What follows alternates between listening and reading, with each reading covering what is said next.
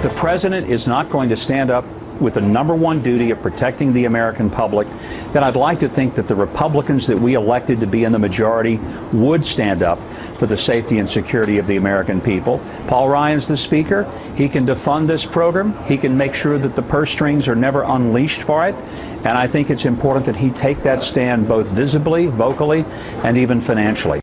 Former Arkansas Governor Mike Huckabee, the current presidential candidate, on MSNBC's Morning Joe earlier today, saying the responsibility to stop the president and his plan for bringing in refugees rests with new House Speaker Paul Ryan.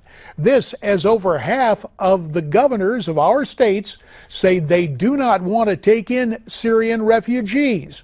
Now, this, of course, is in response to the Paris attacks, those attacks coordinated by ISIS, with some of the attackers apparently gaining entry into Europe via refugee status.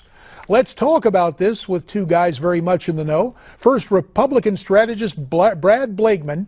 Brad, of course, a former senior staff advisor to President George W. Bush. He joins us from Washington. Also joining us via Skype from Holland, Michigan, the former chairman of the House Intelligence Committee, Pete Hoekstra. Pete, now a senior fellow for the Investigative Project on Terrorism. He's also the author of the new book, Architects of Disaster, The Destruction of Libya. And Pete, it looks like there's a recipe for disaster domestically here. Reports indicate a Syrian refugee in Louisiana has already gone missing, even though Baton Rouge station WBRZ reports that that Syrian refugee was later located out of state with another group. Doesn't this speak to a larger issue about the risk and the accountability involved? Oh, I think it really does, JD. You know, when you're talking about vetting these folks who are coming, who want to come to the United States, remember, they're coming from a failed state. There's no one to vet them through or to vet them with.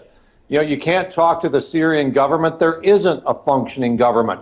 The areas that they're coming from are under ISIS control or under rebel control, but you can't vet them. There's a risk. ISIS has already said they want to infiltrate these folks, and they will plant ISIS supporters and terrorists in the groups coming in. Brad, new Speaker Ryan says we really need to hit the pause button before letting refugees in.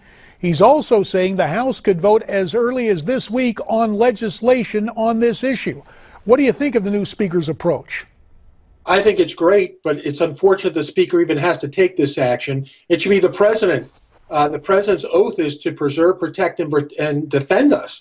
And the President is clearly not doing it. As Congressman Hoekstra said, we have the right to vet the people who want to come here. They don't have a right to come here without an invitation. That invitation is only extended once we can validate who they are and you're not a risk to the population. So it's unfortunate the Speaker has to do this, but unfortunately the President is not looking out for our best interest, and the best hope we have is for a strong Congress to push back.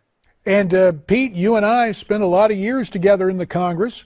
The legislative branch controls the purse strings, with a conflict under the Refugee Act of 1980 claiming that governors cannot legally block refugees from settling in their respective states.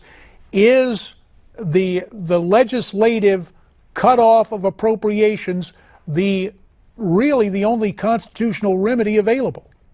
Oh, I think that's exactly right. I applaud the governors for standing up, Republicans and Democrats, and saying this is a really bad idea, Mr. President. But this president has shown a great willingness to thwart the desire of the American public, government officials. Ryan and McConnell need to act. It is the most effective way to stop this president and to keep the country safe. As you're talking, we took a look at the map and the fact that over half the states, and Pete, you noted that includes at least one Democratic governor in New Hampshire saying, hold on a second, we don't know if these folks should come here. Brad Blakeman, is there any appealing to this president, or is he so caught up emotionally and I guess politically in the notion of bringing in these Syrian refugees, most of them Muslim, none of them vetted, come hell or high water, there's just no reasoning with the man? About 20 seconds, sir. No, I don't think this president can be reasoned with, unfortunately, and that's why he must be stopped in his tracks. And the best hope of doing that is not only with the governors, but the House and the Senate. All right, it rests with my old colleagues on Capitol Hill. One of those old colleagues with us, Pete Hoekstra, the author of the book Architects of Disaster, The Destruction of Libya. Pete, we thank you. And always, Brad Blakeman, for your insights and analysis there as you continue to teach young students at Georgetown, as you counseled President Bush. We thank you in turn for counseling us tonight. So we heard from both Brad and Pete. What do you think of what they had to say? We'd love to get your comments, and you can send your comments to me at newsmaxtv.com/comments. Up next, high tech and ISIS. We'll have it for you.